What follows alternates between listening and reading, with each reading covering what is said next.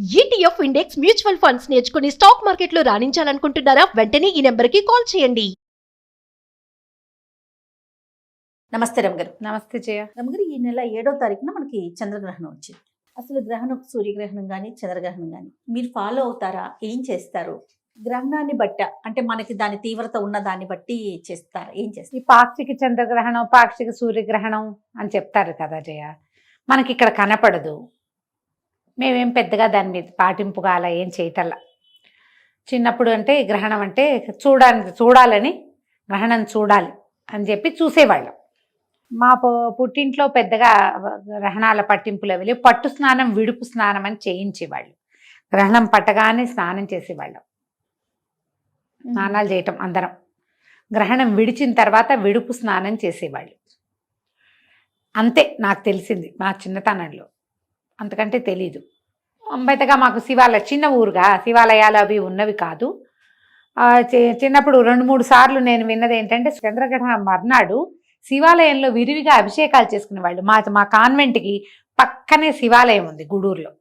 ఇవాళ గ్రహణం అయితే మర్నాడు చాలా మంది కనపడేవాళ్ళు అభిషేకాలు చేసుకోవటానికి. ఇవాళ చంద్రగ్రహణం, మర్నాడు అభిషేకం.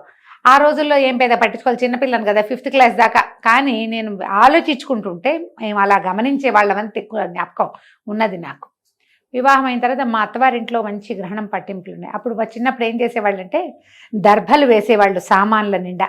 ఆవకాయ, మాగాయ, పచ్చళ్ళు, పాలు, పెరుగు, కుండలు. మాకు వెన్న, నెయ్యి పుష్కలంగా ఉండేవి. దర్భ వేసి గ్రహణం అయిన తర్వాత దర్భలు తీసేయటం తెలుసు నాకు. ఇల్లు శుద్ధి చేసేవాళ్ళు, వాకిళ్ళు అవి కడిగేసేవాళ్ళు. మొత్తం వాకిలి ముందు పెద్ద పెద్ద పెరళ్ళు, పల్లెటూరు కదా, ముందు వాకిలంతా కడిగేవాళ్ళు, వెనకాల వరండా అంతా కడిగేసేవాళ్ళు. నీళ్లు పోసి కడగటం, ఇల్లు కూడా కడుక్కునేవాళ్ళం.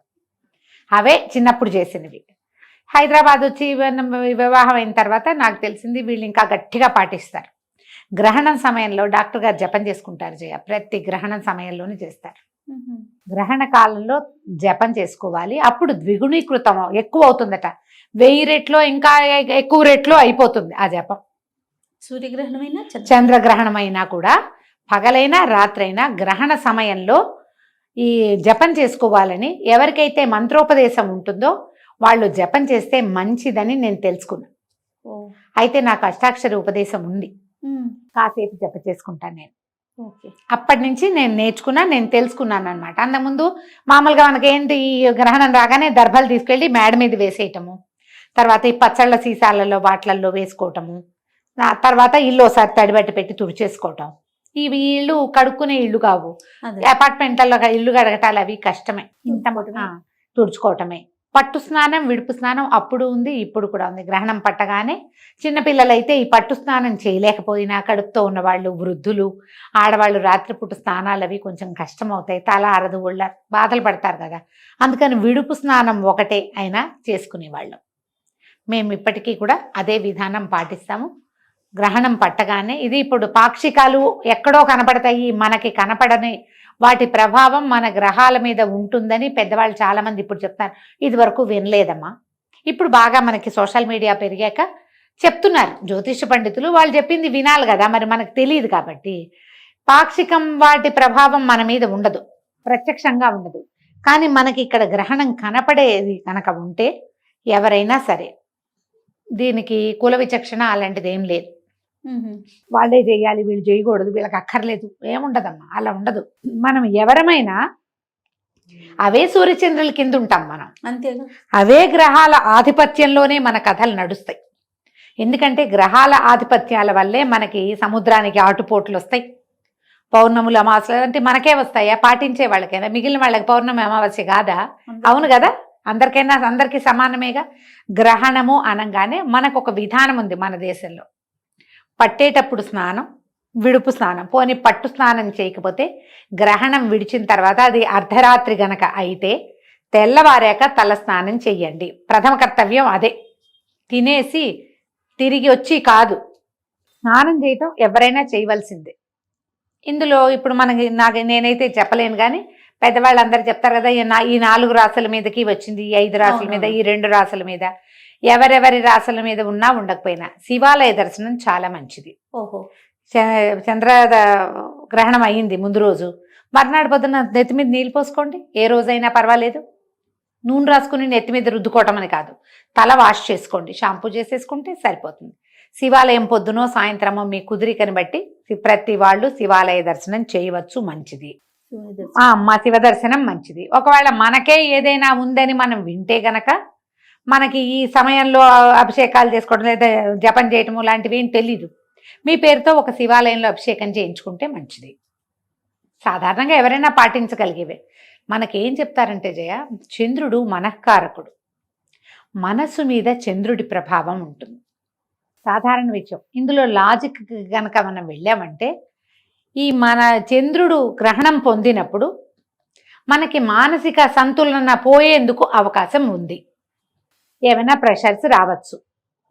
మన జాతకంలో చంద్రుడు ఉచ్చ స్థానంలో ఉండటమో లేదా ఏదో స్థానంలో ఉంటాడు, ఎక్కడో చోట ఉంటాడు కదా, దాన్ని బట్టి దాని ప్రభావం మన మీద కొంత ఉండడానికి అవకాశం ఉంది. ఈ చంద్రుడి సమస్య అనగానే చంద్రుడికి రంగు తెలుపు, తెల్లటి వస్తువులు ఎవరికైనా ఇవ్వటం, బియ్యం ఇవ్వచ్చు, తర్వాత వెండి వస్తువులు, పాలు పెరుగు ఇవ్వచ్చు, వెండి వస్తువు ఏదైనా ఇవ్వచ్చు, తెల్లటి వస్త్రాలు ఇవ్వచ్చు. ఇవి ఎవరికైనా ఇవ్వటం ద్వారా కూడా మనం ఆ సమస్యల నుంచి కొంత బయటపడతాం. ఇది పెద్దవాళ్ళని అడిగి మీరు జాతకం చూపించుకుని చేసుకుంటే మాత్రం మంచిది, లేదా లోక సామాన్యంగా చేద్దామంటే ఇలాంటివి కూడా చేయొచ్చు. వైట్ వస్తువులు, వైట్ డ్రెస్సులో లేకపోతే పంచలో బ్రాహ్మణులకు ఇచ్చినా మంచిదే. ర్యాండమ్గా ఎవరికైనా పడేటట్టుగా పాతవి కాదు కొత్తవి కొని గనక ఇస్తే మీకు దాని ప్రభావం కొంత తక్కువగా ఉండేందుకు అవకాశం ఉంది. స్నానం చేయటం, మీకు ఏదైనా చిన్న ఉపదేశం ఉన్నా లేదా మీరు దైవభక్తి పరులు రోజువారీ ఏదో కృష్ణారామ అనుకునే అలవాటు ఉంటే గనక మనం ఆ సమయంలో కూర్చుని ఏదైనా చదువుకోవచ్చు. విష్ణు సహస్రనామం చదివే అలవాటు ఉంది, చదువుకోండి. లక్ష్మీ అష్టోత్తరం చదువుతారు, చదవండి, ఏం పర్వాలా. దేవతదా, దేవుడిదా, వినాయకుడిదా, కుమారస్వామిదా ఆలోచించద్దు. మీరు ఏం చేసినా ఒక్కటే శ్లోకం వచ్చు, మీకు శుక్లాంబరధరమే వచ్చు, చదవండి 108 సార్లు, అదే ఏం పర్వాలా. ఏదైనా సరే ఒక్క దైవ ప్రార్థనా శ్లోకమైనా సరే గ్రహణ సమయంలో చదివితే అది రెట్టింపుగా దాని ఫలితం మనకు అందుతుంది. ఎనర్జీస్ పెరుగుతాయి మనకి. ప్లస్ అమ్మా, ఇది ప్లస్ చేసుకోవటమే అంతే. ఇది గర్భవతులు దీన్ని చూడకూడదు, కదలకుండా ఉండాలని చెప్తారు. గర్భవతులు అయితే మీరు రెస్ట్ తీసుకోండి, ఏం చెయ్యొద్దు. దీనికి ఇంకొక నియమం ఏంటంటే జయ, గ్రహణ సమయానికి ఆహార స్వీకారం చేయకూడదు ఎవరైనా. గ్రహణం టైంకి పొట్టలో క్రియలన్నీ అయిపోవాలి, అరిగిపోవాలి, అన్నం ఎత్తిపెట్టేసేయాలన్నీ. ఇప్పుడు ఇది రాత్రి వేళలే పట్టింది, 9:50కో ఎప్పుడో ఉన్నది, మనం సాయంకాలం 6 గంటలకే తినేసేయాలి, అన్నం అరిగిపోతుంది. 9:30కి 9:50 అయ్యాక ఓ చెంబు నీళ్ళు పోసుకుని కూర్చోండి, ఏదైనా చదువుకోండి, టైం ఉందిగా, ఒక గంట సేపు అయినా చదువుకుని గ్రహణం సమయంలో మీరు నిద్రపోయినా పర్వాలా, తెల్లవారు లేచాక స్నానం చేయండి. 1:30 దాకా పట్టి ఉంది గ్రహణము, అంత మటుకు మెలకుగా ఉండి జపం చేసుకోగలిగే అలవాటు ఉన్న వాళ్ళు వాళ్ళ దారిని వాళ్ళకి మనం చెప్పక్కర్లేదు. మామూలు వాళ్ళకి ఏదైనా చెప్పాలంటే ఇలా చేసుకోవచ్చు. మీరు ఏదైనా చదువుకోండి. కొన్ని రాసులకు బాగుండటం, కొన్ని రాసులకి బాగోకపోవటం, ఇలా ప్రతి గ్రహణానికి వింటూ ఉంటాం కదా రమ్మగారు. అవును. అంటే దీని వెనకాల ఏమన్నా ఉందంటారా? ఏమి కాదు జయ, అది ఇప్పుడు ఈ గ్రహణం పట్టిన సమయంలో ఏ రాశి ఎక్కడెక్కడ ఉన్నది దాన్ని బట్టి ఆయా రాసులకి ఇప్పుడు ఆ గ్రహదేవతలు ఎక్కడున్నారో దాన్ని బట్టి కదా. అప్పుడు ఈ గ్రహాలకి మంచిది కాదు, వీళ్ళు కొంచెం జాగ్రత్త పడాలంటే ఏం చేస్తాం, గ్రహణాన్ని ఆపలేం కదా, చూడకుండా ఉంటే పోదు.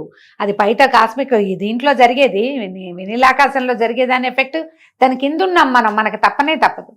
మనం ఒకవేళ తెలుసుకుంటే ఇవి చేసుకోండి అని ఏమైనా చెప్పినప్పుడు వాటిని పరిహారాలు పాటిస్తే సమస్య కొంత మటుకు సద్దుమణుగుతుంది. అన్నిటికంటే అత్యంత సులువైనది దేవాలయ దర్శనం. మర్నాడు చక్కగా శివాభిషేకం చేసుకోండి.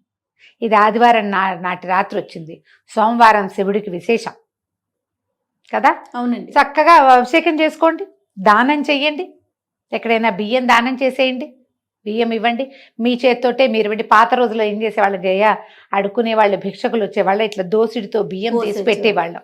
ఇప్పుడు ఆ అవకాశం లేదు. చక్కగా ఒక కవర్ ప్యాక్ చేయండి, ఒక 4-5 కవర్లు ఎవరికైనా చేతిలో పెట్టండి. అన్నం వండుకుంటారు కదా, మీ కర్మ పరిపక్వం అయిపోతుంది, వాళ్ళు తినేస్తారు, వాళ్ళకి అరిగిపోతుంది. మీ దాన ప్రక్రియ ఉపయోగపడుతుంది. తప్పకుండా. పెద్దవి చేయలేకపోతాం, ఇదేనే చేయొచ్చు. పంచదార కూడా ఇవ్వచ్చమ్మా, అది కూడా ఇవ్వచ్చు. బియ్యం దానం చేస్తే అసలు చంద్రుడికి దానం చేసేదే బియ్యం. తెల్లటి వస్త్రాలు, ముత్యము, వెండి ఇవన్నీ కూడా దానానికి పనికొస్తాయి. తెల్లటి వస్తువులు ఏవైనా అలంకరణ వస్తువులు కూడా ఇవ్వచ్చు. ఇవన్నీ పాక్షికంగా అయినా కూడా పనిచేస్తాయి. ఇలాంటిది ఏదైనా చేసుకోవచ్చు. మీరు ఏదైనా చదువుకోదలుచుకున్న వాళ్ళు చదువుకోవచ్చు. భయపడాల్సిన పనే ఉందమ్మా. మనం భయపెడితే ఏమాగుతుంది? మనకు భయం మిగులుతుంది. అంతే. అనవసరమైన ప్రెషరు, టెన్షను కదా. అవును. ఒకవేళ భయాలు, టెన్షన్లు, ప్రెషర్లు మీకుంటే ఓ పురోహితుడిని ఆశ్రయించి ఆయన ఏం చెప్తే అది చేసుకోండి. అంత లేదు ఊరికే కొంచెం అనుమానం, ఇది చేసుకోండి. దానికి మనకి ఏం చేయాలనేది కూడా మనం చెప్తా ఉన్నాం కదా చెప్తున్నారుగా గురుగారు. పెద్దవాళ్ళంతా ఆ, చెప్తారమ్మా. సో చేసుకోవటమే. చేయగలిగినంత చేసుకోగలిగినంత. చేసుకోగలిగినంత చేసుకుంటే కొంత మటుకు దాని ఎఫెక్ట్ లో నుంచి తగ్గుతాం మనం. ముందు మనసు ప్రశాంతంగా ఉంటది కదా ఉంటుంది, గారు. ఉంటుంది. ఓకే, ఇది ఉంది నాకు, నా రాశికి ఇది జరుగుతోంది, దానికి పంచదారో బియ్యమో ఇవ్వాలి, ఇచ్చేసాం అనుకోండి, ఏదో ఒక తృప్తి, అది ఒక తృప్తి, ఒక తేలికపాటు అనిపిస్తుంది. ఒక దేవాలయానికి వెళ్ళాం, ఓ దర్శనం చేసాం, ఒక అభిషేకం చేసుకున్నాం, ఒక క్షేత్ర దర్శనం చేసాం. ఇలాంటిది ఏదైనా చేస్తే ఈ ఎఫెక్ట్ లో నుంచి కొంత తగ్గటంతో పాటు ఈ చేసిన తాలూకు ఫలితమేమో మనకి ప్లస్ అవుతుంది. పాజిటివ్ ఎనర్జీ కదా, దాన్ని సొంతం చేసుకోండి. అంతకంటే పెద్ద హైరాన్ పడక్కర్లేదేమో అని అనుకుంటున్నాను. తప్పకుండా రమ్య గారు. నమస్తే. నమస్తే జీ.